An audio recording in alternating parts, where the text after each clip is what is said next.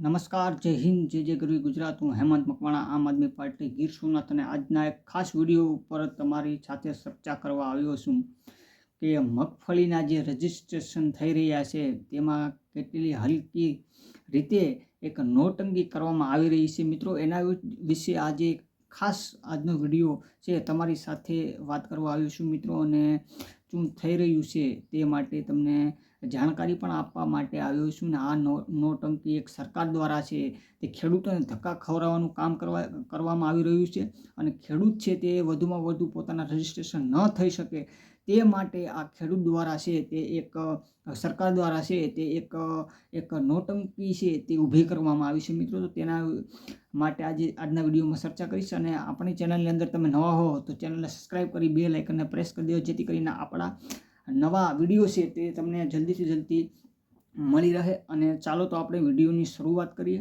અને આપણે જાણીશું પહેલેથી કે જ્યારથી રજિસ્ટ્રેશન શરૂ થયું છે અને ત્યારથી લઈને અત્યાર સુધી જે સેટેલાઇટ સર્વેની વાત આવે છે ત્યાં સુધીની આખી વાત કરીશું મિત્રો.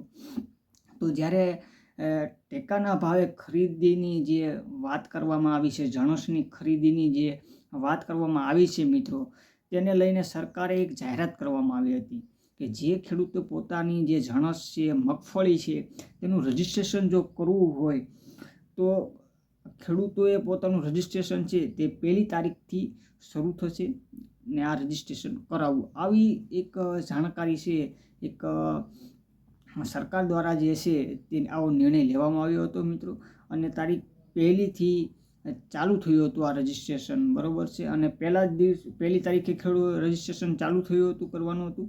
અને ખેડૂત બધા, આપણે સ્વાભાવિક છે કે આપણે જે ખેડૂતો છે તે પહેલા દિવસે પોતાના જે પેપર હોય એની પાસે અવેલેબલ ન હોય, એટલે એક દાડો એ જે 1લી તારીખનો એક દાડો હતો તે પેપર ભેગા કરવામાં, આ તે ફલાણા ઠીકાણા બધાને આ નકલ, 1લી નકલ આ કઢાવવાની અંદર એક દિવસ જતો રહ્યો.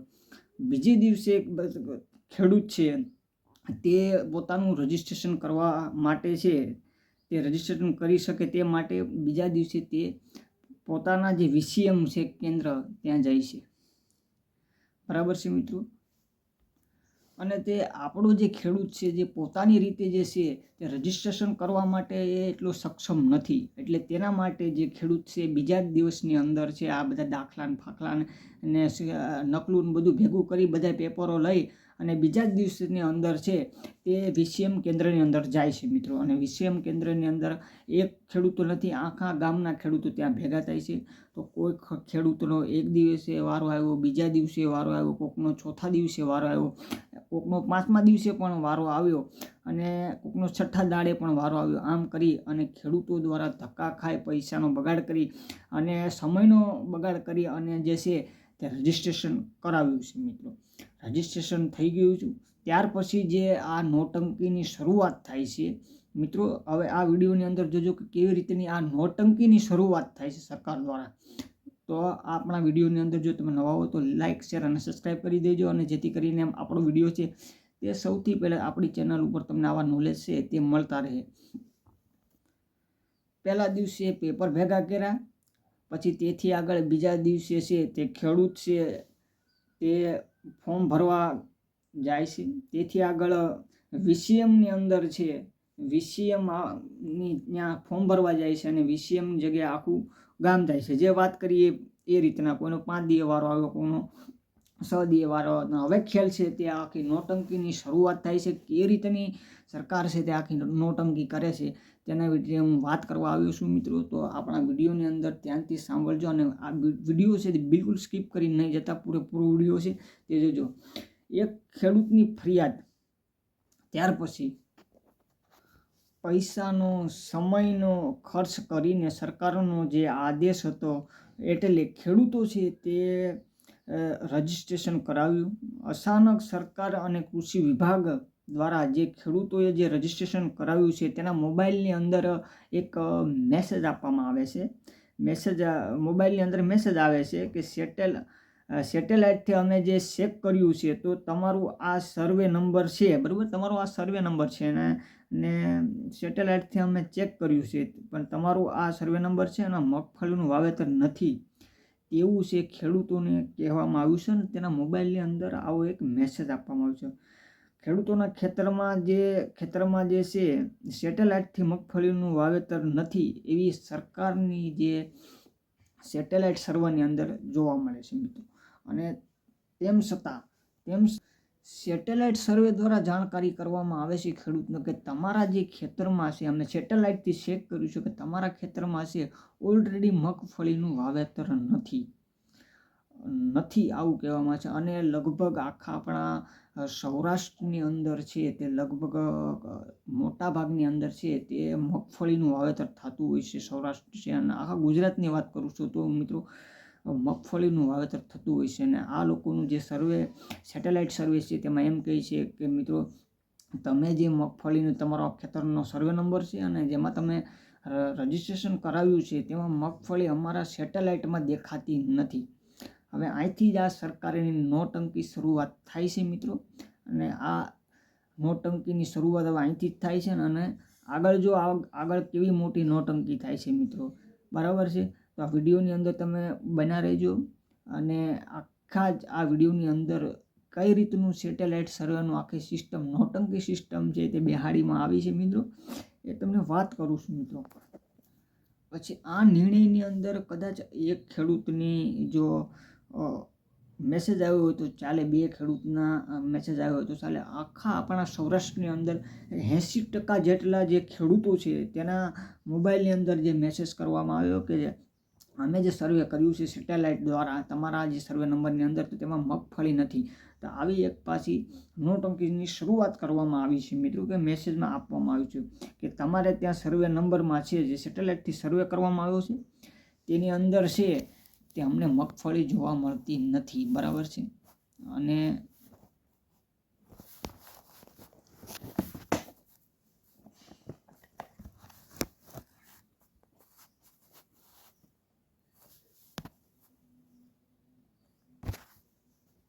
તો આવું કહેવામાં આવે છે કે ભાઈ તમારા જે ખેતરની અંદર છે તે સેટેલાઇટ જે સર્વે કરવામાં આવ્યો છે તે સેટેલાઇટ સર્વે છે તમારા ખેતરની અંદર તમારા સર્વે નંબરની અંદર જે પણ રજિસ્ટ્રેશન તમે કરાવ્યું હતું તેની અંદર અમને સેટેલાઇટથી ચેક કરવામાં આવ્યું છે કે એમાં મગફળી નથી. ત્યાર પછી બધા ખેડૂતો ફરિયાદ કરવા માટે ક્યાં જાય છે?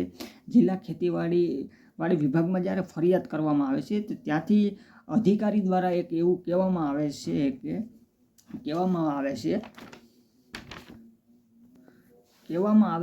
અમારે ત્યાં જે ગ્રામ સેવક હોય છે અને તમે તાલુકા મથકે જઈને ઓફલાઈન ફોર્મ છે તે તમે આ ગ્રામ સેવક હોય છે તેને સાથે અરજી કરો, ઓફલાઈન અરજી કરો. પહેલાં કરાવ્યું હતું ઓનલાઈન અરજી ને હવે કરાવી ઓફલાઈન અરજી. મતલબ કેવી રીતનું આ એક ઢોંગ અને નાટક ચાલી રહી છે સરકારની અંદર, ગુજરાત સરકારની અંદર કેવો ઢોંગ અને નાટક ચાલી રહ્યો છે ને તેના વિષયમાં આ વિડીયોની અંદર તમને વાત કરું છું મિત્રો. પછી ખેડૂતો દ્વારા જેમ તેમ કરી અને ફોર્મ ભરવામાં આવ્યા. ફોર્મ આપ્યા પછી ગ્રામ સેવક એની અનુકૂળતા પ્રમાણે એ તમારા ખેતરમાં આવશે. પછી એ ચેક કરશે કે તમારા ખેતરની અંદર મગફળી છે કે નહીં. જો લાગશે તો તમારું ફોર્મ રહેશે, બાકી તમારું રજિસ્ટ્રેશનમાંથી ફોર્મ છે તે રિજેક્ટ કરી દેવામાં આવશે. કોઈ પણ કાળે તમે મગફળીની ખરીદી નહીં કરી શકો, તમે ટેકાના ભાવે જે વેચાણ કરી શકો તો એ નહીં કરી શકો મિત્રો. હવે એવું સમજાવવામાં આવે છે, એવું સમજાવો મને કે તમે એવું સમજાવો કે જે એક ગામની લગભગ અંદર 1000થી પણ વધારે સર્વે નંબર હવે એવું સમજાવો કે એક ગામની અંદર લગભગ 1000 સર્વે નંબર આવેલા છે. આ ગામની અંદર 1000 સર્વે નંબર આવેલ છે, એથી પણ વધારે સર્વે નંબર પણ હોઈ શકે. દરેક ગ્રામ સેવક પાસે લગભગ 4 કે 5 ગામનો ચાર્જ છે ને તે આપવામાં આવ્યો છે મિત્રો. આ ચાર્જ આપવામાં આવ્યો છે 4 કે 5 ગામનો ચાર્જ હોય છે. હવે 4000 કે 5000 જે સર્વે નંબર છે એ ખેડૂતોને ત્યાં જાય પણ એ ગ્રામની વેચણી કરે છે ત્યારે તે કઈ રીતે આ ગ્રામ સેવક છે તે એક દિવસ કે એક અઠવાડિયાની અંદર કે પછી એક 15 દિવસની અંદર પણ આ સર્વે છે તે ક્યારે એની ગ્રામ સેવકની એટલી હેસિયત નથી કે તે સર્વે છે તે ટૂંક સમયની અંદર કરી શકે. એટલે ટૂંક સમયમાં આ છે તે એક જાણી જોઈને એક છે ને એક નોટંકી સરકાર દ્વારા, ગુજરાતની જે સરકાર છે તેના દ્વારા છે તે કરવામાં આવી રહી છે. આના વિશે માત્ર અમારી આટલી જ માંગ છે. માત્ર ખેડૂતોનો જે સમય બરબાદ થયો છે મિત્રો, અને આ સમય, પૈસા, ખર્ચો ખૂબ જ બરબાદ કરી અને ખેડૂતો પોતાના રજિસ્ટ્રેશન કરાવ્યા હતા. અને આ સરકારનું એવું માનવું છે કે ખેડૂત ક્યારે નવરો હોવો જોઈએ નહીં, તેને ધક્કા કરાવવા છે મિત્રો. અને કાંઈ પણ ટેકાના ભાવે મગફળી કે આ કે તે ખરીદવાની જેને રજિસ્ટ્રેશનની પ્રક્રિયા છે એમાંથી જેમ બને તેમ ઓછા રજિસ્ટ્રેશન થાય એવી સરકારશ્રીની માંગ છે મિત્રો.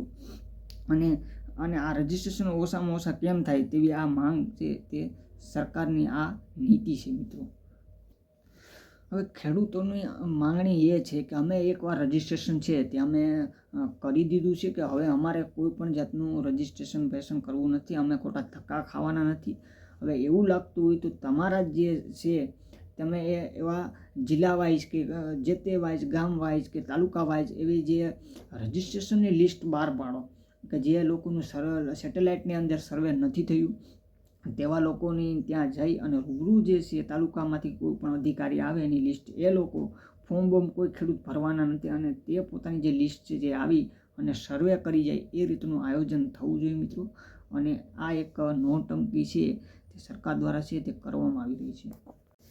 એટલે જ આ જે છે તે ગુજરાતના ખેડૂતોને સાથે રહીને નોટંકી કરવાનું કામ જો કોઈ કરતી હોય તો એ આપણી આ ગુજરાતની જે સરકાર છે એ કરી રહી છે. અમુક નેતાઓને ફાયદો પહોંચાડવા માટે, નેતાઓના પુત્રોને ફાયદો પહોંચાડવા માટે આવી રીતના ટેકાના ભાવની છે તે નોટંકી સરકાર દ્વારા છે તે કરવામાં આવે છે મિત્રોને. અને એટલા બધા જે સર્વેક્ષણની વાત કરીએ અને ગ્રામ સેવક જઈને ખેતરે સર્વે કરે તો પણ વર્ષ દિવસ સર્વે કરે ને તો પણ આ સર્વે કોઈ પણ સંજોગોની અંદર આ સર્વે છે તે બિલકુલ થઈ શકે એમ નથી. કારણ કે હાલ પૂરતી એટલી બધી ટીમ પણ નથી ગ્રામ સેવકની કે જે 5 થી 6 દાડાની અંદર છે તે તરત ને તરત સર્વે કરી નાખે અથવા અઠવાડિયું 15 દિવસમાં કરી નાખે. પણ એવું કશું નથી.